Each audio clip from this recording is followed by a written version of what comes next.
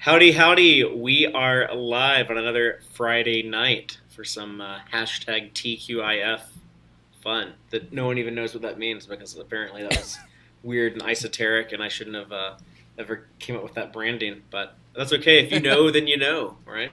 I like TQIF. Dave likes it. Dave approved. But yes, I'm currently on the road. I am not Tex-Trek. I am Chicago Trek, I guess, right now is the operation. We're using the mobile emitter setup, like the Voyager Doctor. But yeah, we are in Chicago for Star Trek Mission Chicago.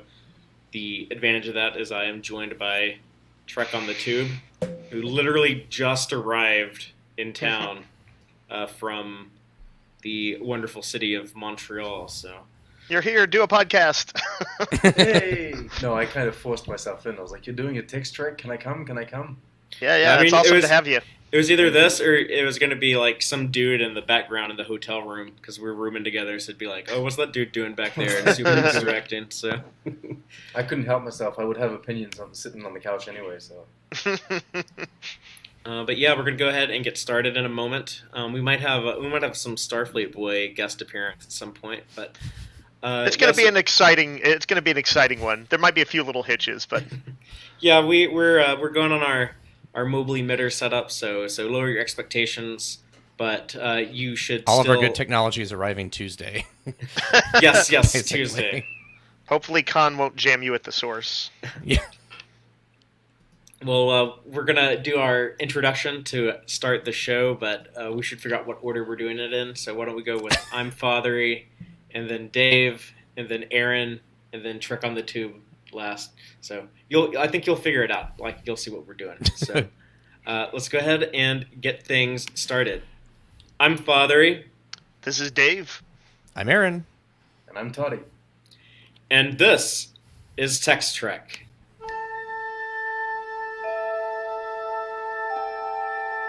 Engage.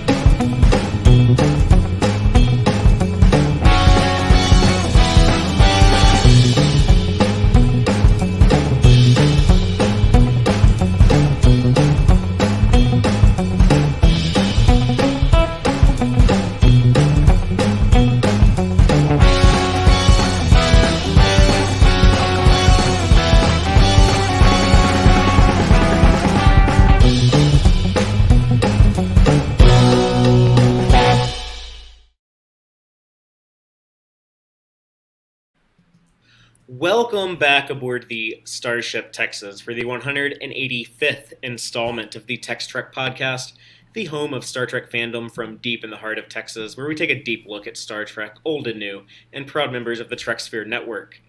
Tonight, we are talking about Star Trek Picard Season 2, Episode 6, 2 of 1, written by Cindy Appel and Jane Maggs, and directed by Jonathan Frakes. Before we get into the conversation, I just want to remind everyone that we are currently recording / streaming from the city of Chicago. I am here for Star Trek Mission Chicago, which means I'm allowed to have Trek on the Tube, or Toddy, or whatever he's calling himself, here by our side to discuss this episode. Chicago allowed him to be there. They tried to keep him out. They tried to keep me out. They're like we're like in Texas. We don't allow Canadians. I did see that Thomas Hill was excited to see the Canadian takeover, though, in the comments. That's good stuff. But you're not a real Canadian. I'm not actually. This is where my problem came in. I don't want to flood the show with this information, but I'm not a real Canadian yet. I don't have citizenship. I'm only a permanent resident, and that's why I had documentation problems. I didn't have the right visa. But I'm here now. A day late, Yeah. but I'm here. So I can touch them. This is not trickery. We didn't want to let French people in. Yeah, that's it. I'm French Canadian. That's it. So they didn't want it. But no, this should be fun. We've had you on the show before, so I'm looking forward to talking about this episode. And just a real quick moment before we get to that, I just want to remind everyone that we've had a lot of Star Trek news lately with Strange New Worlds putting out those trailers, those character promos. Also, Picard Season 3 is already getting a trailer or a little teaser or announcement video or whatever the hell you want to call that. we've done reactions to that stuff where we've gone and taken a deep look at it like we do from deep in the heart of Texas. And we have really cool opinions on that. You can check those out on YouTube. Those are all available. We did live streams there. So if you listen to the podcast but you're not subscribed on YouTube, you need to subscribe so you don't miss that stuff. Especially now because we're at Star Trek Mission Chicago and I've been hanging out with my super awesome friend Starfleet Boy all day, and we had a lot of fun and have updated the YouTube channel with some information, and we're gonna maybe do some live streams this weekend. So yeah, we have a lot of fun stuff happening on the YouTube side. Am I correct that we've got I wasn't able to make it, but that we did get a video up for reacting to the full TNG cast returning for Picard Season 3? Yes, that was the announcement video. So that's what you're talking about. Right yeah, on. so you can check that out and get our hot takes on that breaking news.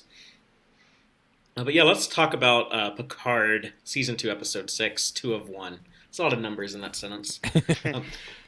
Before we share our thoughts on it, I'm going to recap it by just reading the official synopsis, and then I'll kind of expand on that with spoilers. The official synopsis reads, with the help of Tallinn, Picard and the crew infiltrate a gala on the eve of a joint space mission to protect one of the astronauts they believe to be an integral to the restoration of the timeline, Renee Picard. Corey makes a startling discovery about her father's work.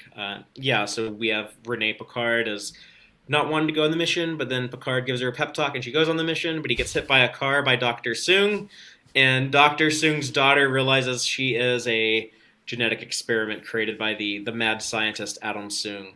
To the point where they go like this little music sting to make it real dramatic, where it's like, boom, boom, like when it has like a close-up of the word mad scientist on the screen. So even if you like fell asleep watching this, like Dave probably did, like the music will wake you up and make sure that you see those two words, mad scientist. I only awoke because I heard 80s music. Well, cool.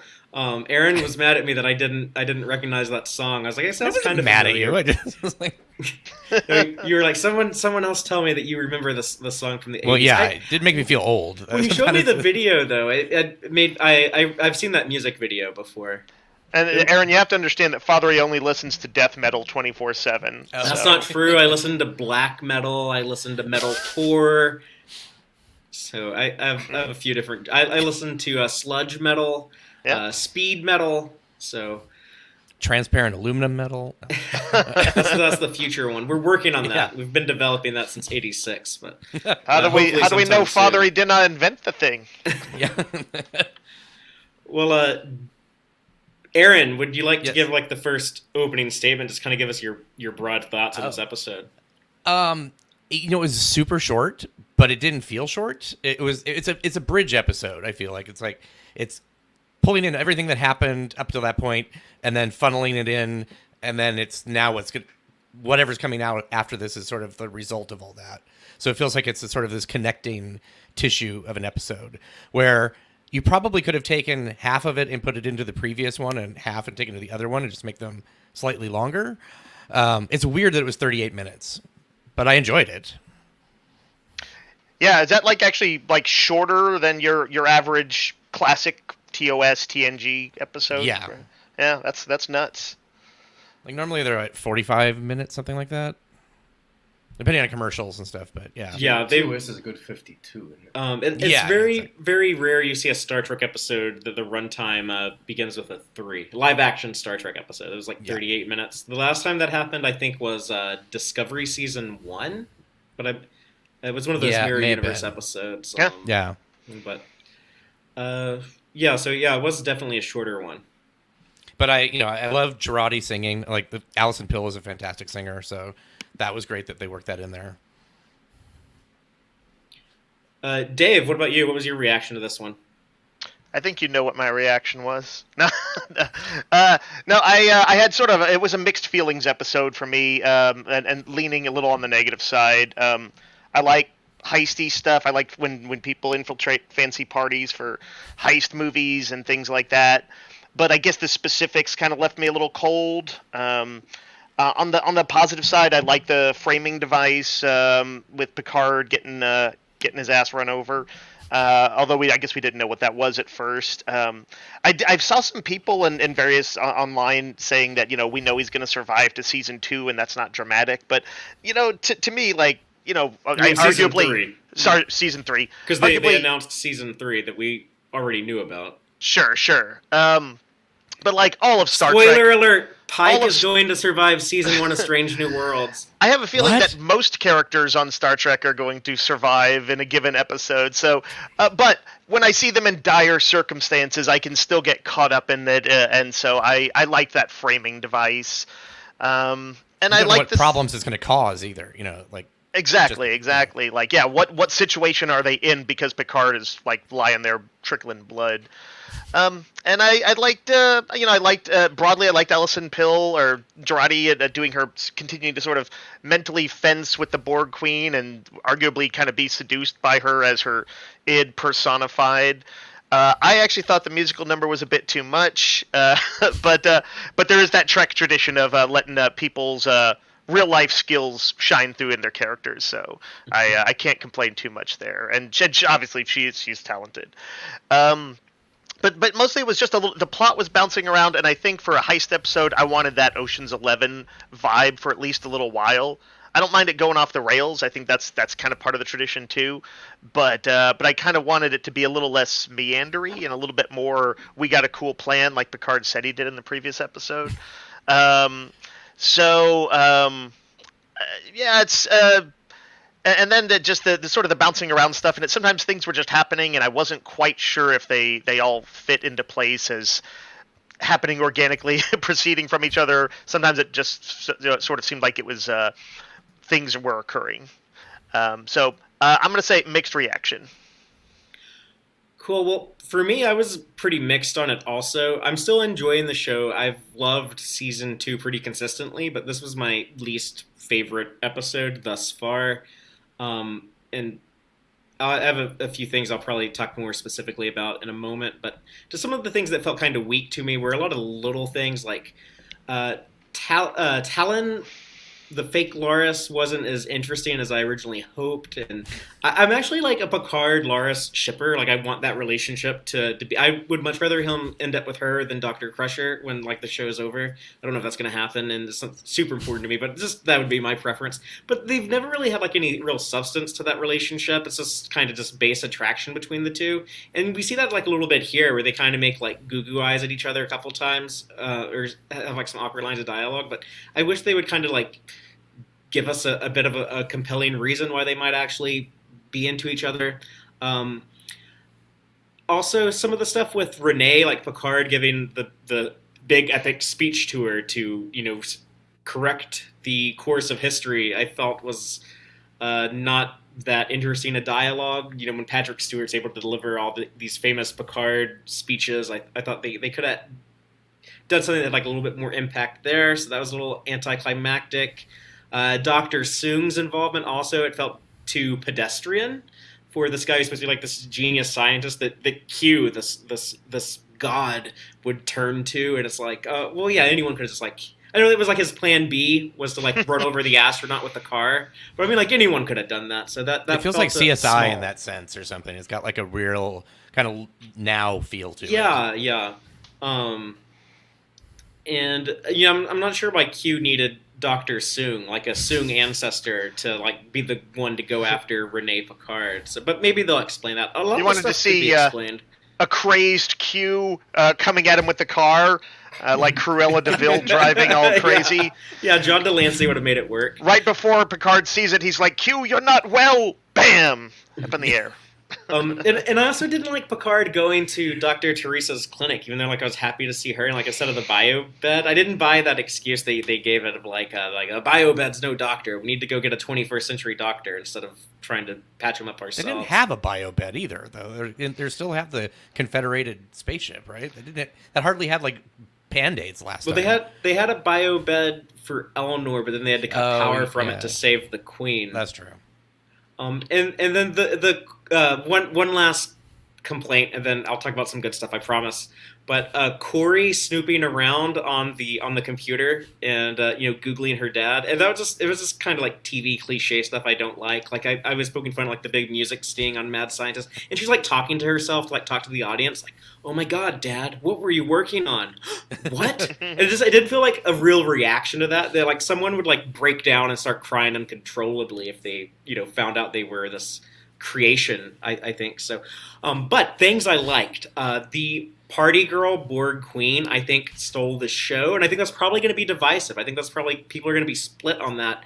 And the big musical number, as entertaining as it was, they probably did push the suspension of disbelief just a little bit, that Borg Agnes would be able to get like the band to play and the spotlight to come on her and everything. It's all very well choreographed. But I really like this persona of the Borg Queen. So that part of it was a big joy for me to watch. And also Raffi's conversation with Rios. That was actually like my favorite scene when she's talking to Rios about, like, you really like it in the 21st century. Seven seems to really like it in the 21st century. And some other stuff that was happening during that conversation. I actually thought that was my favorite moment of the entire episode. But let's go to Toddy and find out his take on this episode. What did you think of 2 of 1? I guess I'm kind of like Dave here. It's kind of like a mixed bag for me. Generally speaking, this season isn't, I guess, working as well for me as it is for others. And that's in part, I guess, I'm not so much complaining about the season as I don't know, I can't make up my mind yet, because I don't know where they're going with a lot of the plot threads that they've started. And at this point, I feel like they could conclude them in a way that I enjoy and that I'm pleased, and then I'll be happy to go and rewatch the whole season. But maybe it'll all fall apart and it won't work for me. But for the moment, I don't know where that's going. And this episode had this peculiarity of like kind of personifying how I feel about the season. Like Aaron said, yeah, it's kind of like a funnel episode. This one is like, it's now funneling, and I guess it's taking all the concepts, all of these ideas, and kind of like taking them to a point where now they're at the breaking point. They're all going to come to their conclusions, I guess, in these final episodes for the season. So I guess, yeah, it's just a mixed bag for me on that front. It's really like, are these things going to work in the following episodes? I have my own ideas and my own theories about what they could do, and then of course I'm a Star Trek fan, so I have theories about what they should have done. But we'll see what happens. I think all the performances are really solid, and I think that's what's really winning me over, because I just love all of these actors, and I think they do a good job with what they're given. So I think that's what's really holding it together. I agree with you guys. Maybe the Alison Pill singing was like a bit too much. Like the band started playing, I was like, okay, maybe that's a bit too coordinated. Maybe they could have just had everyone be in shock at her singing, and that could have worked well. Where she just like hacks Spotify and has like the song start playing on the... Yeah, the Borg Queen's hacking Spotify. Yeah. I also would like something that's completely non-traditionally Trekky to like for one of these showcases of talent. Like if it was beatboxing, she did. They tried to put Beastie Boys in Star Trek. Just from out of the darkness. I did quite enjoy I will admit I did quite enjoy the Picard and Picard conversation.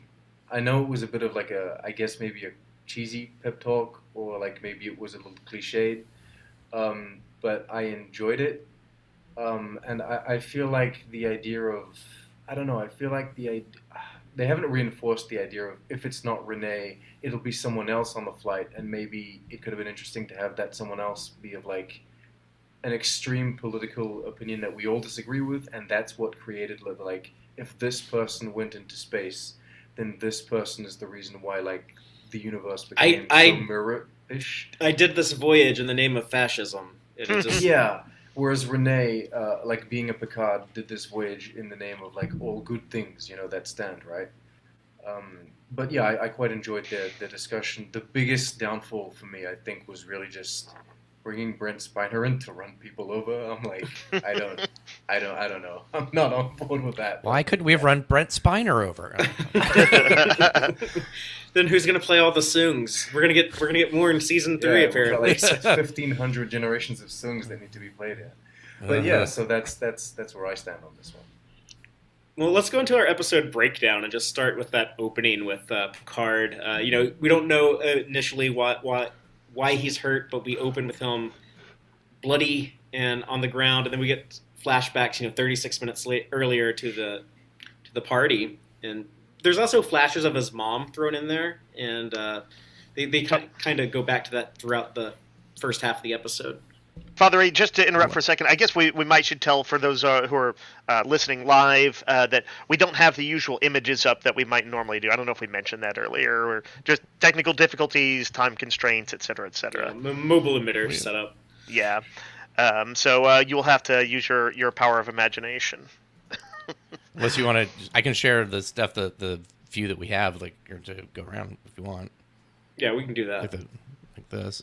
Yeah, I know you had taken some shots, so if you've got some stuff, there's just not any kind of random order. That's the problem. Hey, there we go. There's leaking Picard. Yes, we've got it. And then flashes of his mother. There was some interesting stuff in there, but that I think we'll explore next week when we get into Picard's inside his subconscious. Yeah. So I'm curious to see how well they pull that off.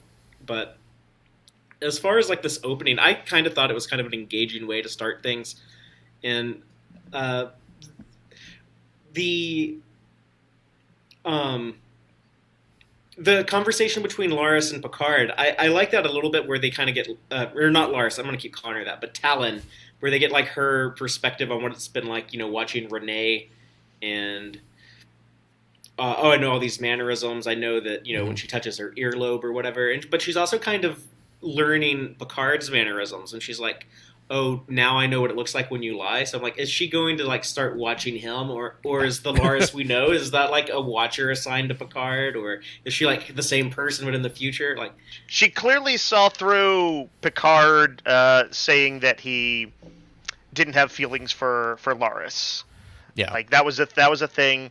But early on, she pretty unequivocally in that first episode said he's you're not Laris, or second episode, whatever it was, and she said no. Right? That was a thing that happened? Yeah, they talk about it a little bit here, where he's like, oh, I thought you might have been an ancestor, but you're a human and not a Romulan. And she's like, yeah, dude, I don't know what you're talking about. Except she's speaking Romulan, and she has Romulan technology. Yeah. She should say, yeah, I'm not, but I have this stuff. Maybe I don't know, that's weird. This is one where I cannot, I don't know what the fan theories are, but I can't quite figure the connection. I did want a quick mention, though, Father. You were talking about as we get more flashbacks and they're starting to show a little more each time, it's kind of frustrating to me, because I know it's, this is the serial format stuff, and there's kind of nothing they can show that's so big that it's worth waiting 6 or 7 episodes to get around to.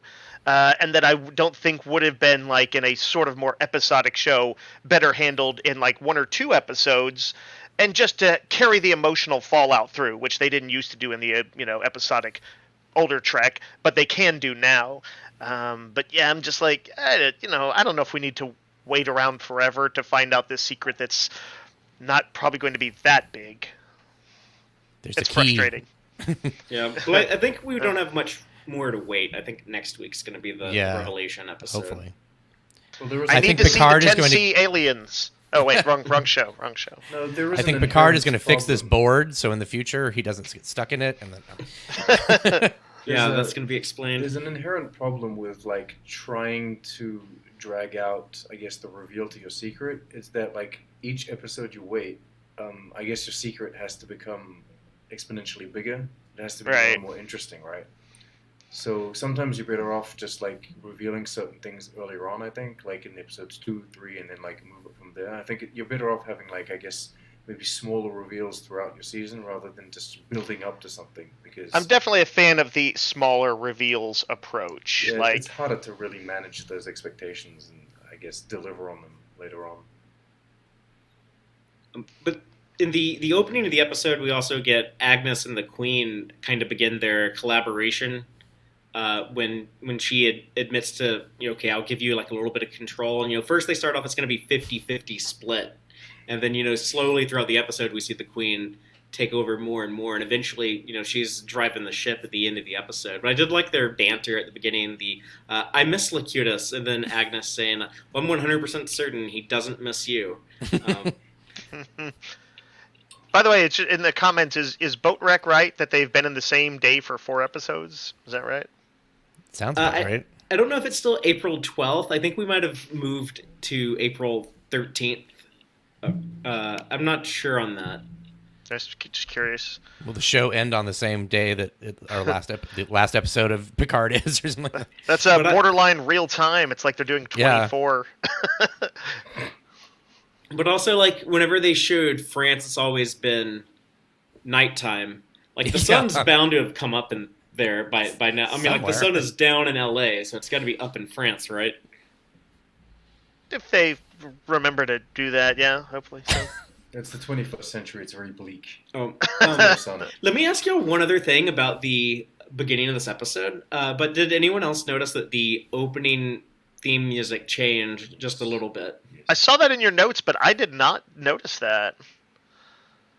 What was did anybody else? What was the change? It was more somber, I found. Yeah, it's like they cranked up the energy in it for the season, and then here, like, they cranked it down like a hair. Huh. I'm gonna have to run them and see if that. You hear it a lot, like the very beginning, like the first few notes. I wonder why they would make that change. Like, it's something rather subtle like that.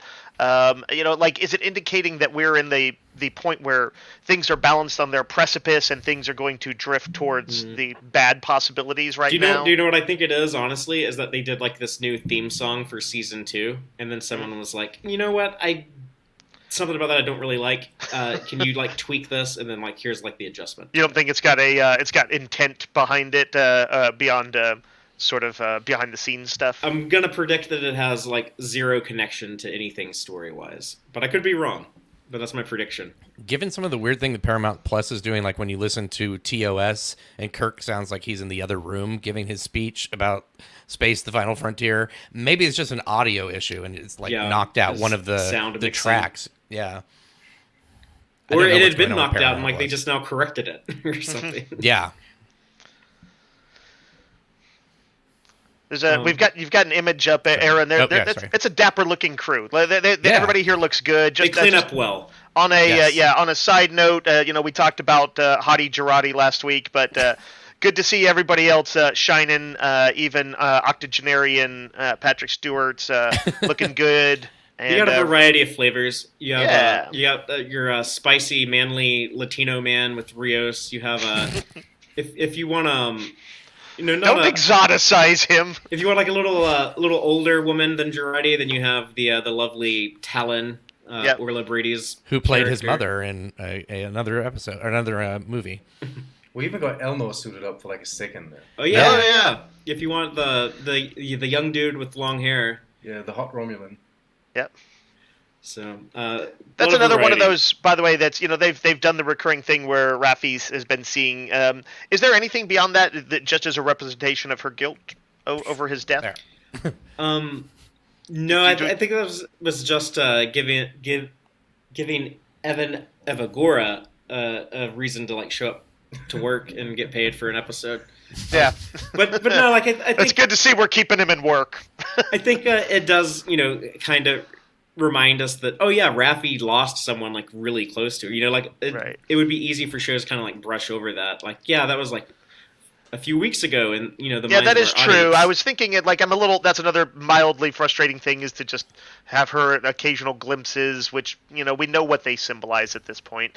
But it is true that also kind of out of sight, out of mind. And if they didn't occasionally do something, through dialogue or something, remind me of it, I might forget that that's kind of her driving directive. To be fair, I actually think it helps because I can very much see the argument that Raffi's not exactly acting like a very trained Starfleet officer at the moment. Like she's very emotional. She's making all the bad decisions, and so I feel like having Elnor pop up and like really, I suppose like show her distress. I think that actually helps justify kind of like her being the wild card, and then Seven having to rein her in. It kind of helps them, bounce off each other. But the Raffi scene, I said that was my favorite scene in the episode. Just like the the close up of the drink being poured and her saying, she just wants club soda because, she had addiction issues in season 1, and you could debate like should there still be like humans with addiction issues in Star Trek, but that's something that if you know people in real life who struggle with those demons, it is an everyday thing. It's a powerful moment. Yeah, so I liked that being reflected in there. They didn't just like ignore that. Like, oh yeah, like an alcoholic who's going to an event that has like an open bar. Like, yeah, that probably would be like a stressful thing to experience, especially when you're watching everyone else have so much more fun than you. And then her conversation with Rios, where he's enjoying the cigar, and he almost sounds like he wants to stay in the 21st century with Dr. Teresa. And that scene was my favorite. He might. Is he confirmed for season 3? Oh yeah. I didn't love that because, and that's one of those things where I think if it had been episodic, I would have been, with the kind of old school Trek tradition of forget whatever happened in the previous episode, that would have been fine with it. But like this dude he was immediately locked up in an immigration detention center. Like, did he forget that happened like a day ago?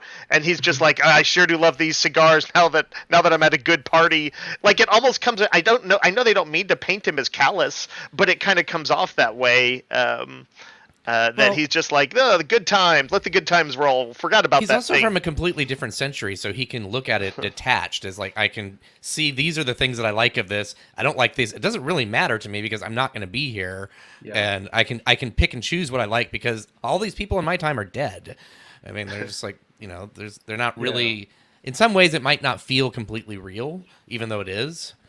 That's exactly what I was going to ask. I was going to ask, like, does it impact him the same as it impacts someone actually from our century going through this kind of struggle? Like, he may have a sort of, like, detachment to it, yeah.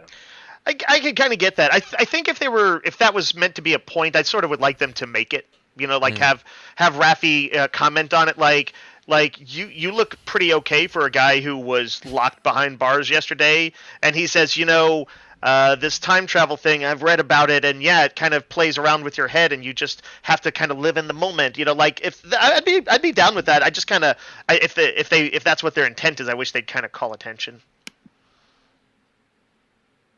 Well, that's going on. We also have Girardi and the Queen doing their thing to dial down the stress hormones, and Tallinn and Picard, Jean-Luc Picard. I should say Jean-Luc because there's 2 Picards in this episode. Right. We have Jean-Luc Picard and Tallinn trying to figure out what's going on with Renee and see that she's messaging therapist Q, and they're spying on her text messages. But that had my favorite line, I think, in the whole thing. It's like she sort of seems to be looking at her mobile device quite a bit. Oh, we all do that. Yeah. And the look on his face is like, what? to the point to where like I feel like obligated to like look at my if I haven't like looked at my phone in like 2 hours, I'm like, oh my god, what if someone's like panicking and they can't get in touch with me or something? He's one to do his eyebrows. He has like 50 pads in front of him in the movies and what have you.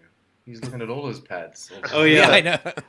I like that even Tallinn, who arguably should be kind of detached from the normal human stuff of the era she's protecting, still's like, yeah, we do that.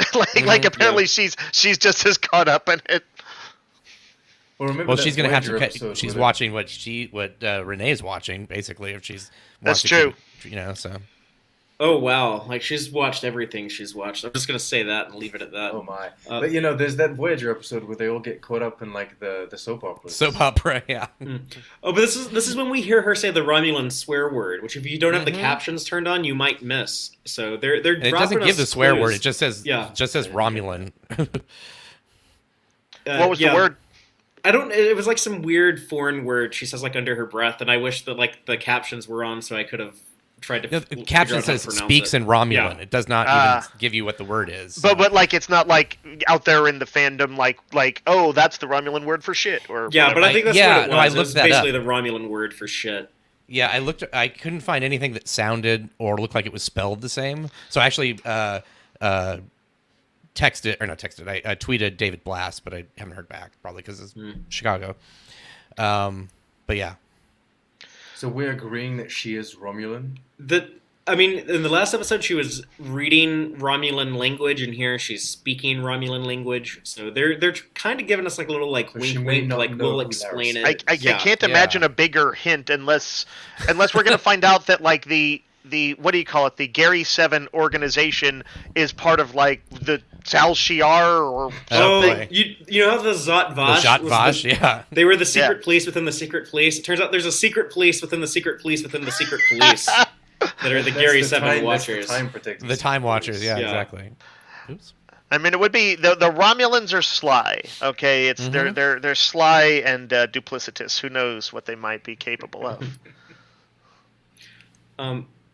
I actually kind of like the idea that they could have infiltrated the Gary 7 stuff. That would be a because they're known for their espionage, and if they wanted to do a spin-off show with that kind of stuff going on, it seems like having an overt enemy spy agency sort of trying to manipulate events would be a good idea. There would be a powerful enemy to have our heroes fight against. Would they be So trying to if stop that's their the son from case- exploding? Yeah, if they're that that's the powerful, case, they did a pretty bad job protecting Romulus's future. Oh, no. Could she be? Is she misleading Picard? Is it possible that we're taking for granted that she's telling the truth, and she's like, she was looking at the texts or whatever, right? Do we assume that? Yeah. I mean, that's probably is the case, but she's like, Q is trying to talk her out of it. I mean, that matches how Renee was behaving. In Yeah, Picard it generally fits. So I assume that part is true, and that there's not that going on. But there's going to be something Romulan with her, no matter what. Because that's when Picard is like, oh no, I'm going to go talk to her myself, even though, you have a code not to get involved, but I'm going to have to get involved. And that's when he runs into Adam Soong. And I actually... Bum, bum, bum. Later, Adam runs into him. yeah. But I like their chemistry. I like Spiner and Patrick Stewart's chemistry here, their reactions to each other. It's Spiner weird likes that, playing prickly people. it's weird that Adam Soong just like in a very small amount of time, it seems, was able to just buy his way onto the board of directors of the Europa mission. He's got mad cash. Yeah, it is kind of Somebody's funny. like, 'Cause hey, aren't you the mad scientist? Like, why do we want your money? they have apparently the highest of high security here that reads your DNA from facial recognition or whatever, and yet this guy just comes in, waves around some 20s, and he's in. Well, he tried to send the high security after Picard, and he's like, that gentleman is dangerous. And then you get Picard on the run, and that's where it is. I don't know if you know, but there's a Frenchman loose. Sorry. I'm in the room with a Frenchman now. I'm kind of terrified. Dun dun dun. You're fine until the sun comes up. I'm gonna have to turn off all the lights and run away. Fatheree, try and Google him. See if there's any mad scientist articles. Oh, just one. This is a really stupid nitpick, and I'm sorry for even mentioning it. But when Picard says on the comm badge to everyone else, he says, "Guys, I think I'm in trouble here."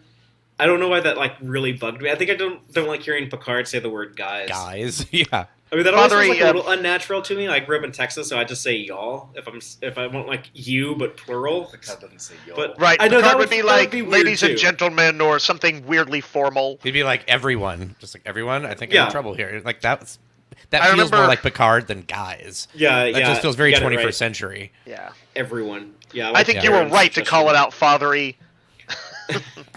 Well, I think most of the dialogue... These people don't know Star Trek. No, I think most of the dialogue, the way it's written, is very contemporary. They don't sound like people sound in TNG, right? The way these shows are written, even Discovery, I think it's Discovery's the biggest offender. very contemporary.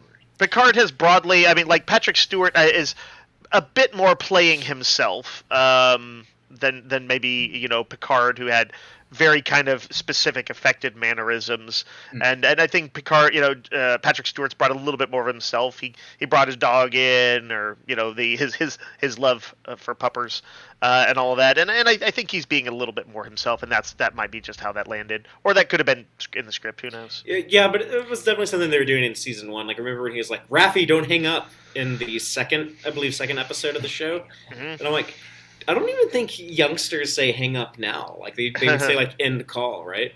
Right. Yeah, I would say so. Or disconnect. As far as like the time travel, I feel like after the Voyager episode, they didn't really attempt to be like, oh, we're fish out of water. Like everybody, no one should be able to have gone from the 23rd century into the 32nd century and had like zero problems fitting in. Like that's just weird. And then they've come back and they're like, okay, I kind of can buy this, but they're also should be having some sort of like I guess Seven a little bit with her talk about her cellular photo, but other than that, That was good. I like that. But they need more of that because they fit in too well in that sense. Yeah, I'm sure the writers are kind of like, it's kind of a meta thing where they're like, Trek fans know the fish out of water trope, and that's just sort of wastes time away from the main plot, and we want to let's get to the chase.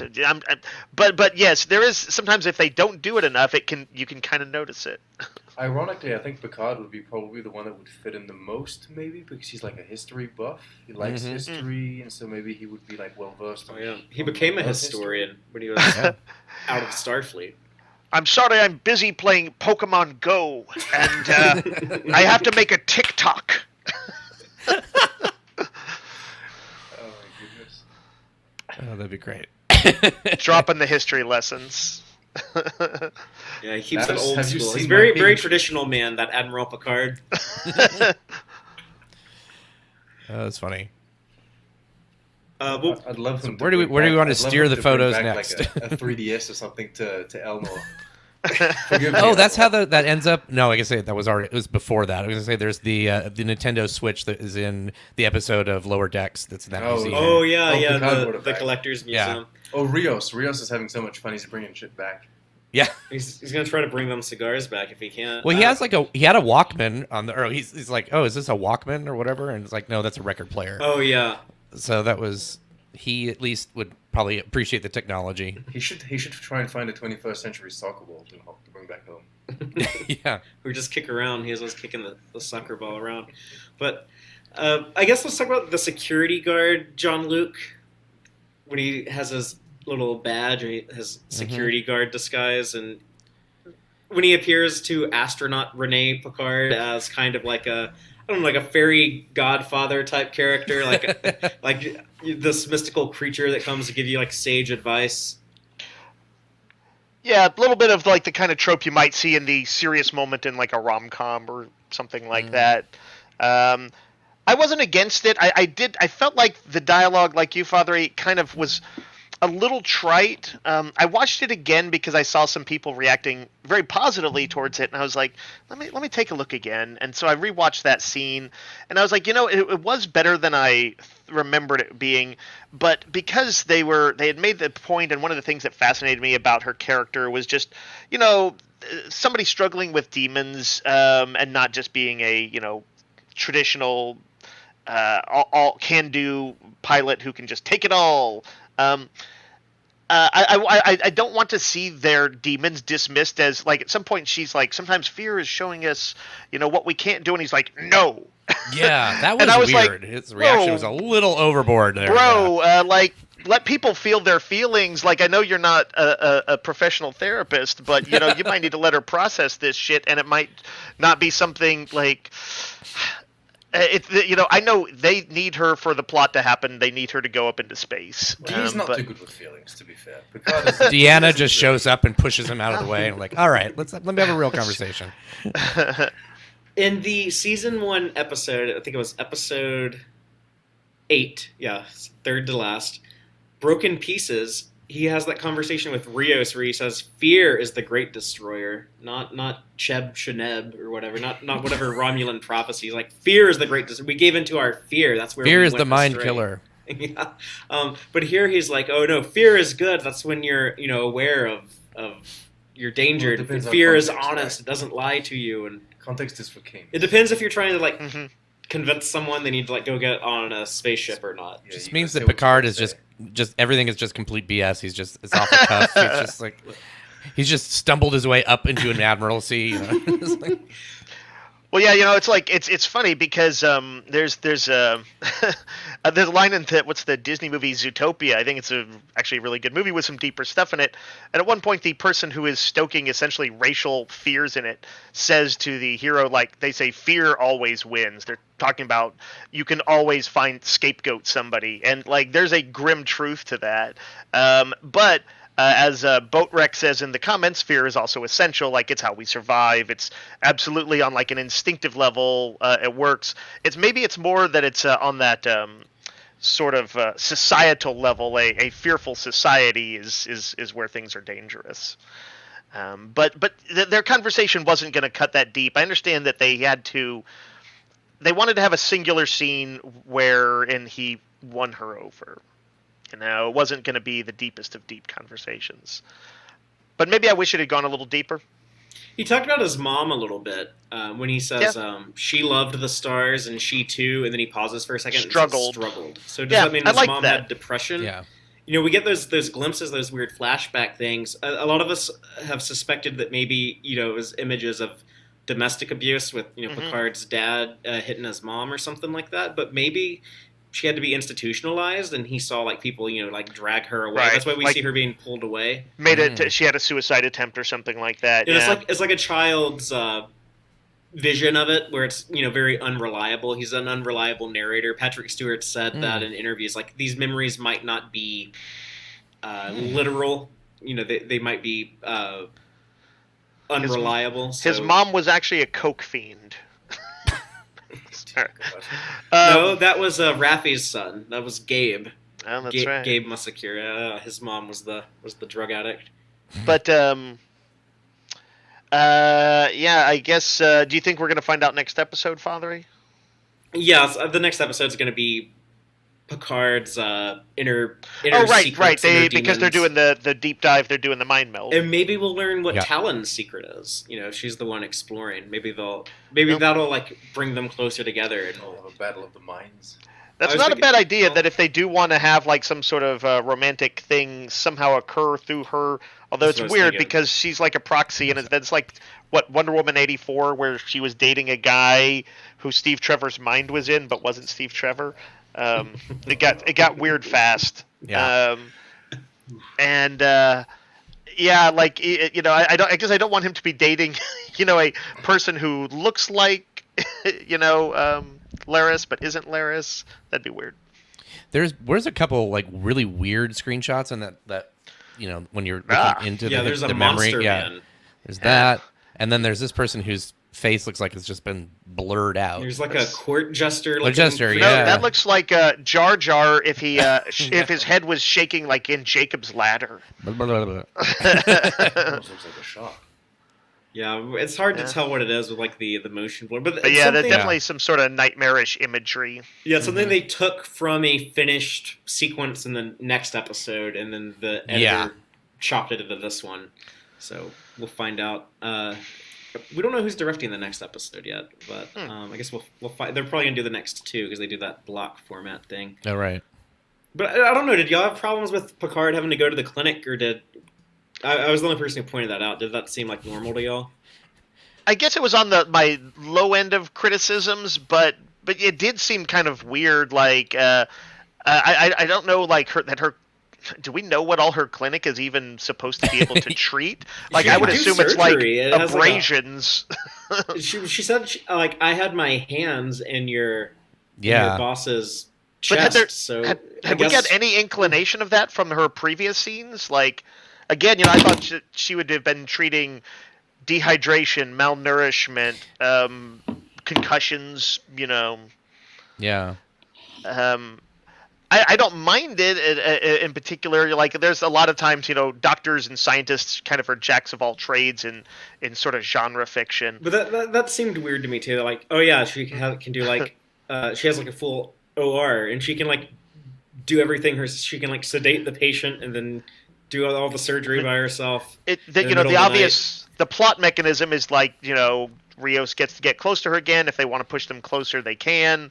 And they're in essentially a safe spot where they can do whatever they need to.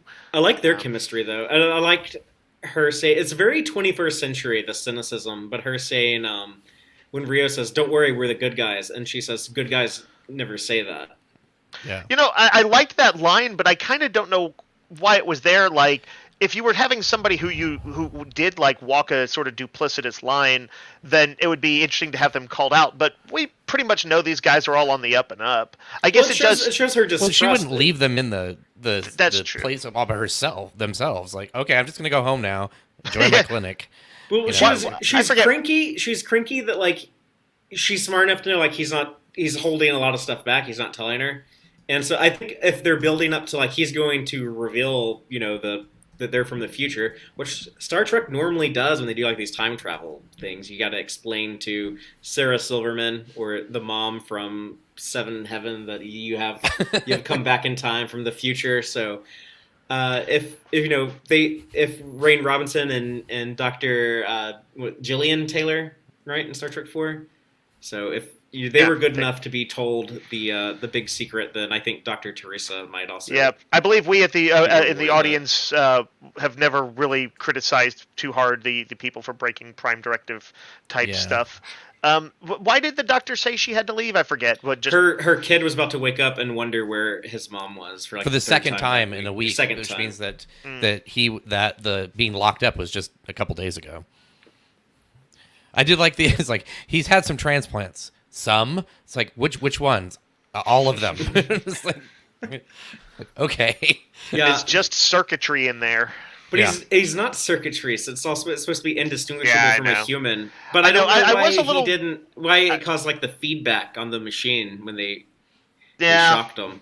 That's very small wonder robot kind of thing. It's dramatic is why. She said she had her hands in his chest. Like, I mean, I guess she said he's stable, but like is just like he's just not there. He won't come out of the. Yeah. Did she actually use the word coma?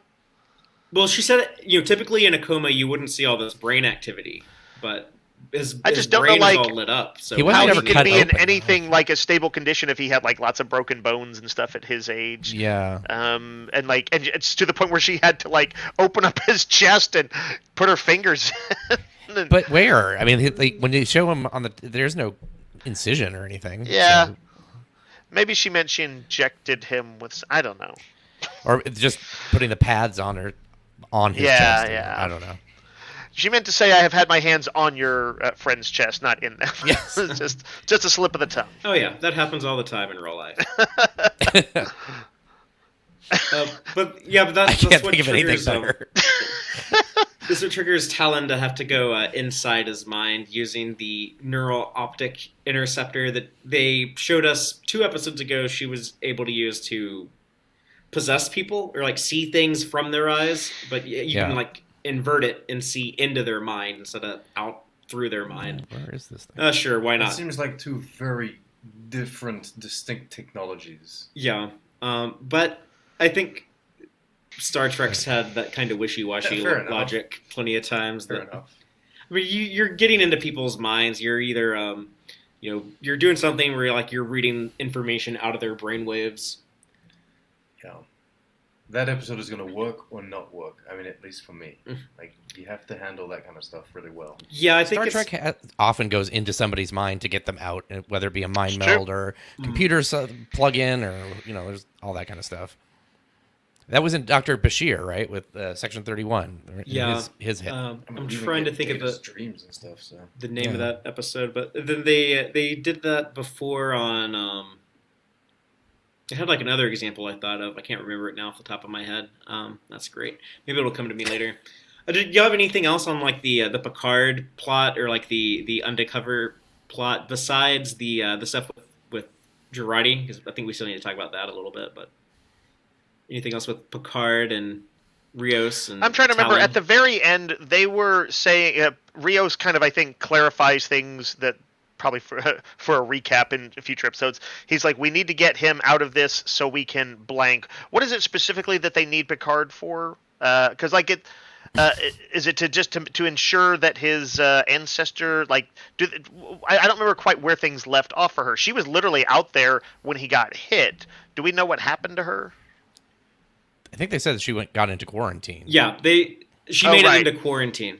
Okay, so she's presumably going and just thinking, what a weird thing. That security guard who talked me through some shit got hit by a car, but off to space. Well, to be fair, he did his job. She wouldn't have Yeah. seen that as a because security guard.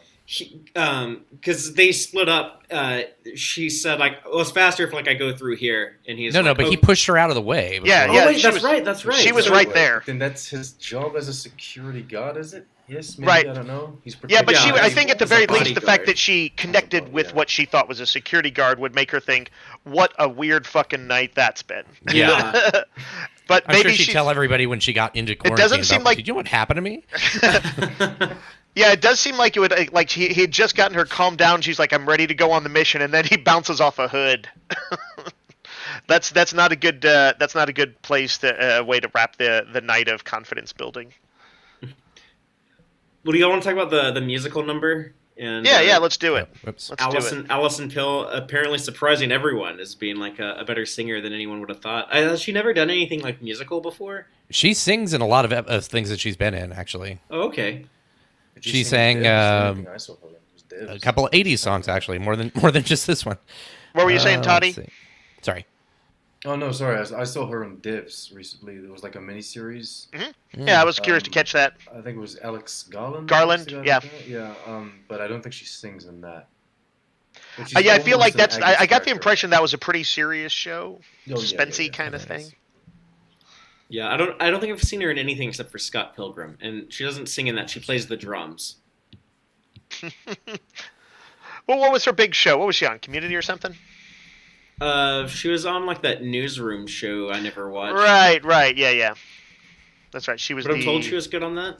Yeah, she was. And she's been great in season 2 of Picard. I think she was great in. We got glimpses of her being like really good in season 1 of Picard. But just they kind of put her on a specific storyline that had a very narrow range.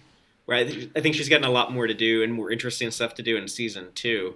The weird thing about that for me is they clearly wanted to, I think, like essentially rehabilitate her image with fans, or make her into a more prominent character, and yet the very thing that like probably got the most pushback in the first season, her being mind controlled to shoot someone, Yeah. happens kind But of. Again. she's going to win. She's going to defeat the Queen. She's going to win the mind control. I mean, I is think she? so. It's just What do you think? it might have gone with another way to redeem her. I don't know. It's but like this is interesting. Like that's a cool kind of thing. I think it's still weirdly reminiscent of Battlestar Galactica with Six's red dress and all, as we talked about. Maybe that last was I week. like that imagery. Purposeful homage or something, maybe. I think so. At like a tip of the hat. Yeah. The ending was really cool. It didn't feel very Star Trek, but it still felt cool to me. Of just the Queen in possession of Girardi's body, walking down the street into modern day Los Angeles in the middle of the night, wearing this bright red dress. That was just like a cool visual and very ominous. And yeah, I'm not sure. We saw in Star Trek First Contact when the Borg Queen was first introduced, she was trying to go back in time to the 21st century and ensure the Borg take over the galaxy. So what's she gonna do now? Yeah, I don't have strong thoughts on that. Although I do have a quick question. What was the song she sang again? Oh, Shadows. Shadows in the Night Shadows? by Pat Benatar. Okay. I see in the comments, Boat Wreck was suggesting she should sing Pat Benatar's "Love Is a Battlefield," and in the style of the music video, have some '80s street toughs dancing with her. But Love is a battlefield. That or Hit Me With Your Best Shot. They could do a whole See, just a Geek- musical battlefield. Like- yeah, Geek Filter suggested that. That's me. No, we're right on. Right. Where is But she? yeah. I thought I had that photo.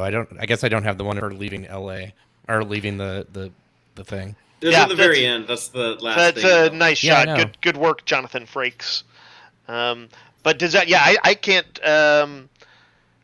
What is the Borg Queen wanting right now? What is Can her she goal? assimilate? This is a question that I have. Is she in a position where she can assimilate people? Can she create Yeah. jobs? Or do we think that she's not capable of doing I think that she's anymore? getting. Well, I think her old body was getting those abilities back because they said in the second episode of the season that her nanoprobes were disabled, but then it looked like she was able to partially assimilate Agnes and then slowly take over more and more and more of her. Because I was So- expecting her to take the police officer originally. I Yeah. was expecting her to I was like, oh my god, she's gonna take over a whole town in France or something. Yeah, I assume you need some kind of raw material for the assimilation process, or nanites or something like that. I don't know if you probably can't get that at like Walmart though. They're like self-replicating though, so if she gets like her nanoprobes Right, up and they're running, like, build me some more. yeah. Okay, so she's gonna go to Sung's lab, and she's gonna Oh, go and no. replicate nano. Oh. parts or That makes whatever it is. some sense. That makes some sense. And is Sung's daughter a clone or like a robot or? I think they as much as said that, right? Yeah, Yeah. she's a genetic experiment. But they didn't say like quite like is it the kind of clone where they like took his chromosomes and doubled them to make a female clone? So- So is she a clone of him? Is I she a think- clone of? I think Or she his is original like daughter. part of his Yeah. DNA. I think it's like his DNA mixed with like someone else's. To, The like, original daughter, the one that died after 2 months, perhaps. Is that it? no, I think they've just all been experiments. Oh, okay.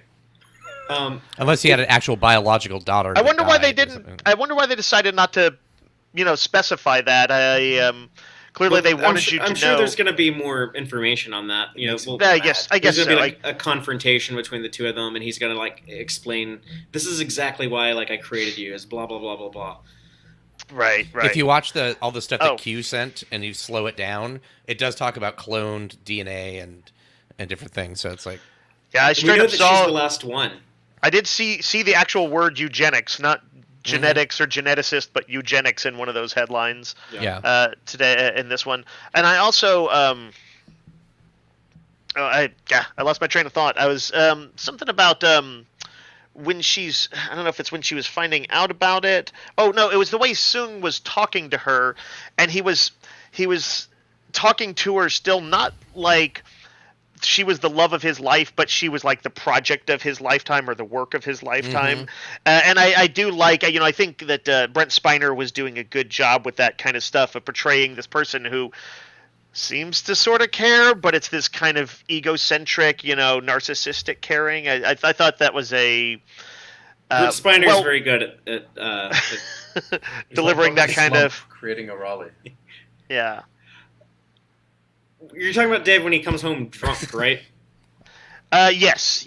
When she's like, "Oh my God, Dad, were you driving? What happened?" Like, when she says, "Like, do I need to call someone?" I was like, "Does this happen a lot?" Like, he like gets drunk and runs over people with his Tesla. like she kind of seemed to think like it was kind of like a thing that had happened before. But Well, wait, did she know that he had bonked somebody? She seems like she said, He "Do I need to mentions call it. somebody?" Like you're drinking. It seemed like maybe she was worried he may have hit somebody. he Jeez. basically says he's like, "I tried to kill the astronaut, but she got out of the way. Oh. But I hit that old Picard." Oh. He did Okay. say that. It says Okay, collateral goddamn. damage, doesn't Yeah, it? This like poor collateral girl. or something. Well, she's probably led the weirdest of lives. Like I'm sure she has no really good compass for things. In fact, that maybe explains why she's talking to herself when she's like, "Oh my God, Yeah, Dad, were you I'm gonna- doing like?" I'm gonna allow that. If she's been locked up, like if she's been locked up in the dark for most of her life, she probably has like very little in terms of like understanding of like what real social interactions those Yeah, sorts of well, things are. Sung has been her moral She only has barometer. TikTok. She's got so many TikTok. At the birthday party, they have the little party hats and all the stuffed animals. Like she's never had like real friends. Like she only has like stuffed animals as friends. Yeah, that's gonna lead to some difficulties. Can she not go outside at all either, or is it just Right? She can't breathe dust or be in the That's what it is. sunlight. Okay. It's like Can't otherwise, breathe like, why dust doesn't she either. just go Yeah, swimming dust at night? kills her. I just So realized what you're like, saying okay. is she's a vampire. yeah. This is gonna Oh, take no. this is gonna take a hard turn next episode. Okay, It's we Red can't- Jack. Borg vampires.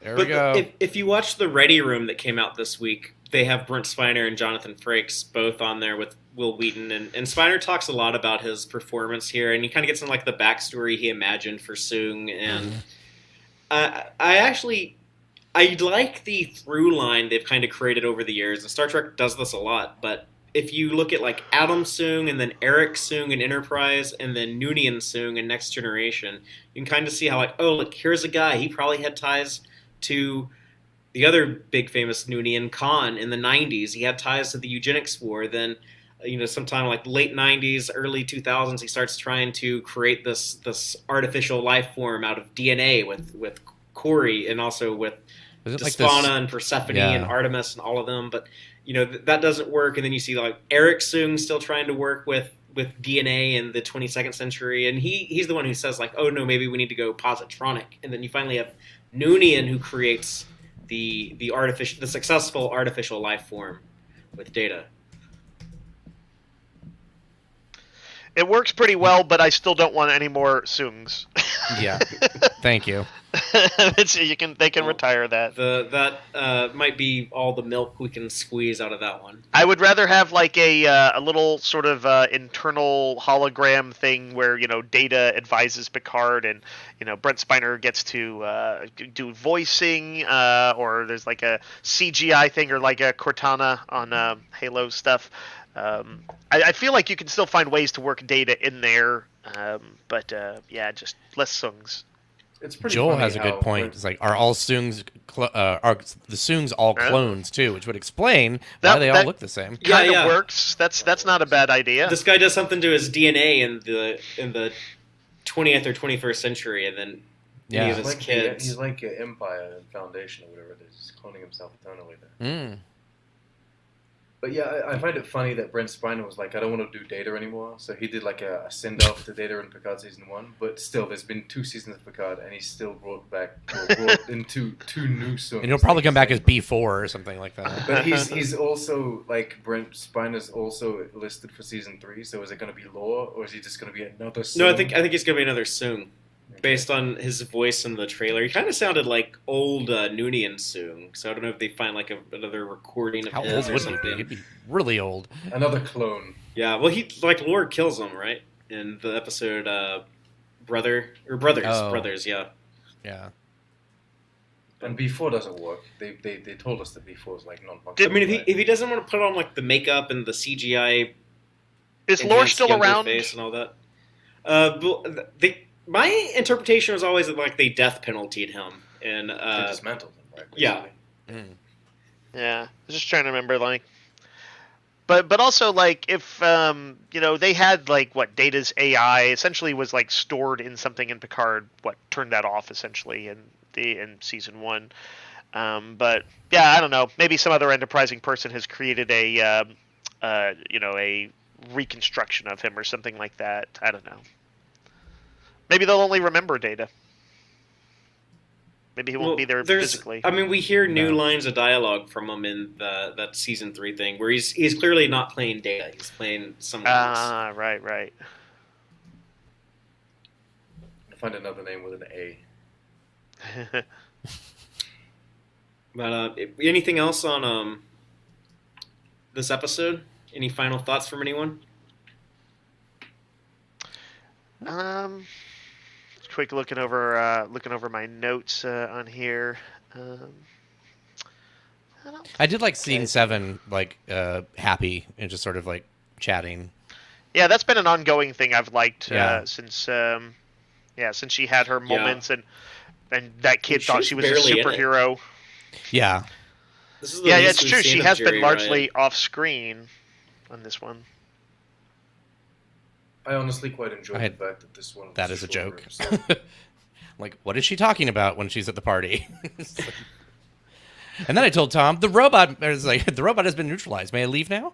It's just like a dumb Voyager line. What were you? Because What, like, were what you is she talking about?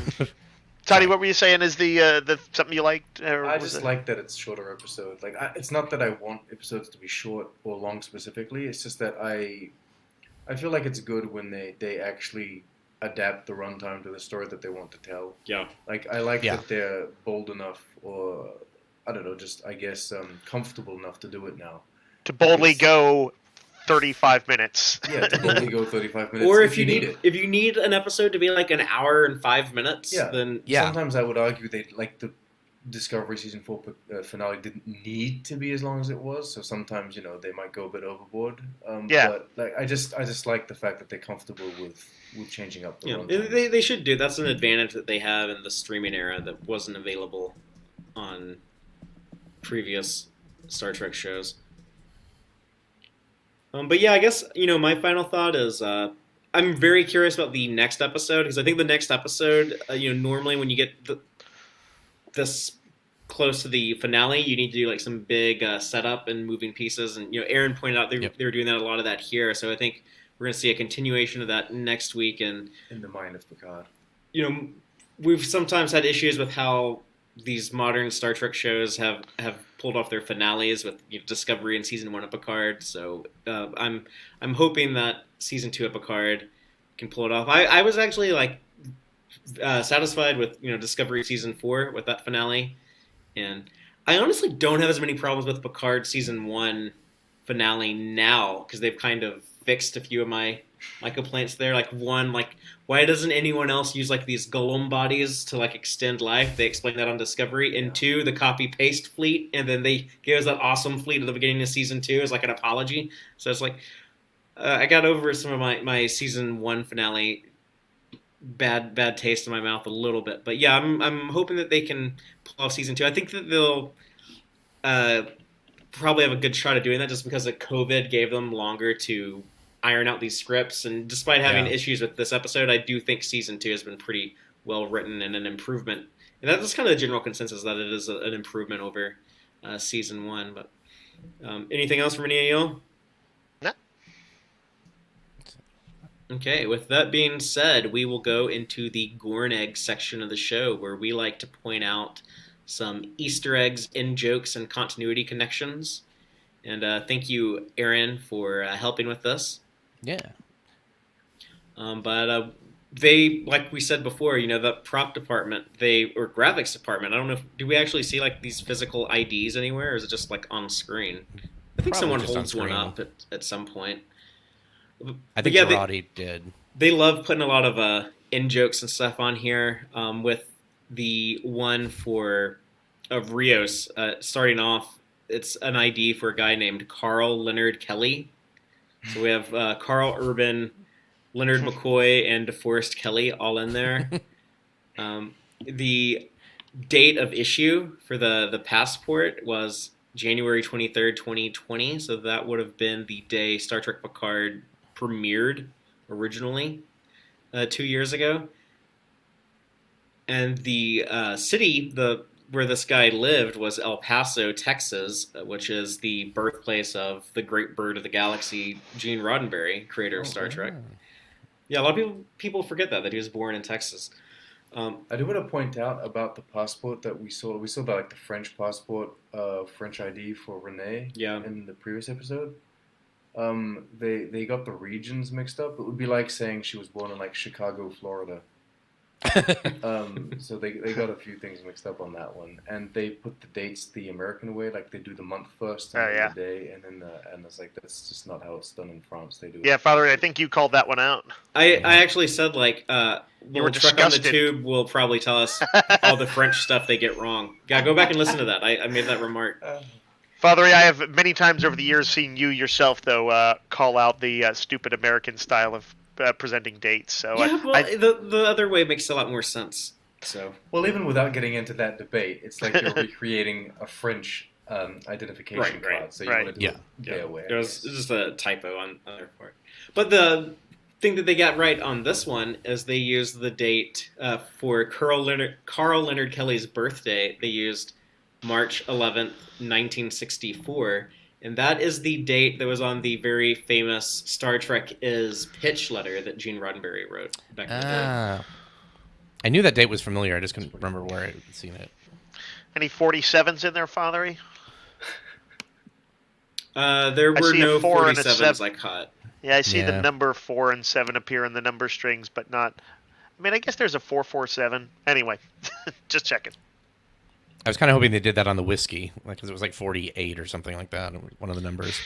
On the updated ID for Rios, though, it has May 5th, 1978 for the birthday, which is Santiago Cabrera's actual birthday. Oh, there were some cool Easter eggs in the gala. We actually see Nomad from the TOS episode The Changeling, which would have been launched in 2002. So they did a good job like recreating it, where it is like the same shape, the same design, but it looks appropriate as like 21st century space probe technology. Yeah, that's dope. I want that model. Yeah. Well, speaking of models, there is a model ship that we saw in the opening credits of Enterprise, right? But that's based on what was actually a concept ship from Lockheed Martin back in the day, where it was going to be the replacement of the space shuttle, right? They were going to start. It was a reusable ship. I like that these people need to do like real museum setups and stuff, because the idea of this being like floating like that and then the screen is up above it, so if you're looking up, that's really kind of a cool idea. Yeah, I think a lot of times art directors and stuff like that would probably do great in a role for like that. Yeah, we see it in Enterprise's opening scene sequence. Yeah, which it kind of bothered me when like they didn't actually go with that ship, because I was like, well, now like the Enterprise opening credits don't make any sense because we're not actually gonna get that spaceship. But then like Picard goes ahead and throws it back in there, and I did like Picard saying to her, "Look up," because that was like the thing, the whole thing like his mom told him. Mm-hmm. And then Aaron, what was going on with some of the graphics? You want to tell us about that? Yeah, the bylines for two of them, Casey Felt and Noah Schloss, I think, are both two graphic designers from the company that's working with Picard, or with the Picard production. So they sort of put their name in there. We'll just put it in. Oh, this is not really an Easter egg so much as a location description. Everything that we've been seeing for the party has been at the Biltmore Hotel downtown. This is at a movie theater in Westwood. So it is. It's actually where I don't know if any of the Star Treks premiered there, but I know Beyond had like a big like event there, and so you can see Star Trek Beyond where it says Europa Mission. So this is a completely different area, and it's a very weird connection between the two. Oh yeah, there. Sorry, I had that out of order. That's okay. And we see a good close-up of Tallinn's servo. It looks a lot like Gary Seven's servo, Nice. which I think we saw last week, but I didn't catch how similar it was. So we get a really good look at it here, and you can use it to like go inside people's subconscious. Oh yeah, there's Noah Schloss. That's his name. So. And then, there was some other things, Aaron, that you caught with the music. Yeah, at one point there is the music playing is "The Way You Look Tonight" from the Deep Space Nine series finale, Things That We Left Behind. And there's also sort of that like "Who's Watching Over You," which felt like a little bit of a nudge towards who watches the Watcher. So, Oh yeah, and Picard seems to like talking use to Tallinn titles. about who's right. watching you. But And then I think there's also a little bit of first contact when Agnes turns into the Queen, or the Queen takes over. Yeah, and Jeff Russo put that in their cup. I didn't notice it initially, but in the third episode of the show, when the Queen hooks up to Rios' ship and is able to hooks up to La Serena and is able to take the ship back in time, that was the first time they did it. And then there's a little bit of it last week, I think, with the French officer, Leclerc. Oh, right, yeah. How do you say officer in French? Like if someone's like Officer Leclerc, what's the French way of saying it? Oh, you mean like as a police officer? Yeah. I would say officier. Okay. No, that's why no one likes French. What? That's No language shaming here. Okay, sorry. Apologies to our French listeners out there. You said it so nicely, Fatheree. Officier Leclerc. But I do like that Jeff Russo has gone back to the well or I should say but he has gone reached back in history to some of the iconic Star Trek scores and has pulled some of that music into the nice present. references. Yes. So I think didn't that's assimilate him because he's French, by the way. Oh, he wasn't good enough. He didn't make the cut. Queen's like, we'll assimilate everyone except the French. We don't need this. Well, I'm not going to make the joke I was about to. I'll make it later in private. But that being said, Oh boy. I'm curious what people thought about this episode. I'm sorry if we were a little beating it up a little bit, but we're eager to see what happens later in the season, and you should comment and let us know if there were things in it you liked, that you didn't like, and also Dave is going to share some subspace transmissions. We had some feedback on last week's episode, and we were also asking people what they thought about some of the Strange New World stuff and some other things. So, Dave, what are people saying? Sure, on the subspace transmissions. Let's go to last week's episode real quick. That was "Fly Me to the Moon," I think, right? So I've got from opinions no one cares about. He says, "Here's my thoughts on Sung. 1, it's weird to see Brent Spiner wearing a contemporary suit. 2, the technology shouldn't be that far beyond ours, but he has drones that can create a force field. I kind of wondered about that too." And he said, 3, whatever's going on with Corey's mom, he's lying about it. You're correct. You called that one right. But he also had mentioned the sort of the cliffhanger style that was going on this season. We've talked about that any number of times, the cliffhanger endings, and he was frustrated that the heist got cut off right as it started. He said it's bad pacing, in my opinion. If you're going to do a heist or try to protect the timeline at one specific point, make that the focus of an entire episode. And I did think like interrupting, like cliffhangers are one thing, but like interrupting a sort of a heist sequence was maybe a little questionable. Thomas Hill said I would like to see a dog as a partner for Tallinn, like the cat Isis was for Gary 7. Loco New York says, while I understand the draw to bring actors that we know or are beloved back to this season, it felt a little jarring to see them all come back within 1.5 episodes, especially with no clear explanation of why they're either connected to the story or why they look like people from the future. That aside, it was an enjoyable episode, and I'm finding Girardi's storyline the most interesting and compelling. So those were a few thoughts from last week, and let's jump over and talk about the thoughts that people are having about Strange New Worlds. First up, over on Twitter, Kirsty Keene says, very excited. I'll be more enthused once I know when exactly I'll get to see it. There's no platform or air date for it in the UK, and Paramount Plus seems to be in no rush to change that. So, sorry. Technical issues there. Deb says, I'm so excited for this show, I can't wait. I'm slightly concerned that even in a 2-minute trailer, Pike is already being used as a punching bag. The guy deserves a break from injuries. That's true. I think, but he was also like in bed with people. See, I think he's going to be all right. He's fine. And then lastly, from Captain Pikachu, says, I'm excited about absolutely everything.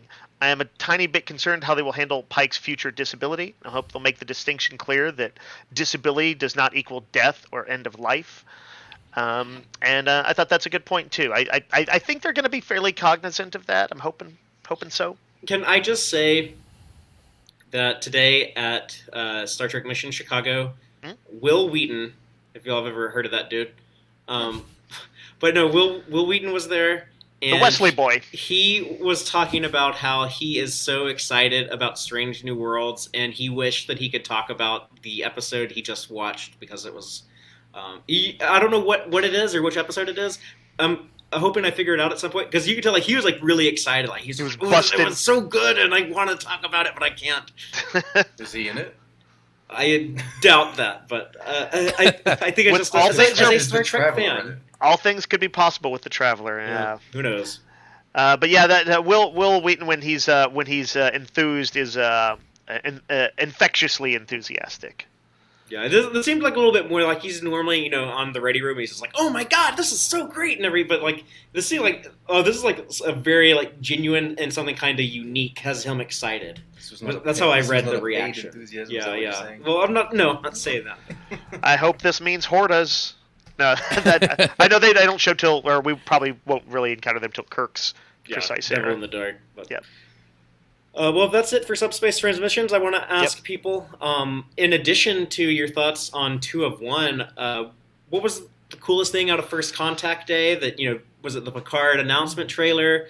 Was it getting to see the motion picture 4K. What do you think of that, or any of the news? Like, there's going to be some trailers and stuff. If you're listening to the podcast of this, it's already happened. It's already been out there. But I think we're going to get some announcements from Mission Chicago. So anything you hear about there or did there that you want to talk about. So what was the first contact week? It's not really a day because they do like the convention on the weekend. But out of this first contact week, what was the coolest thing?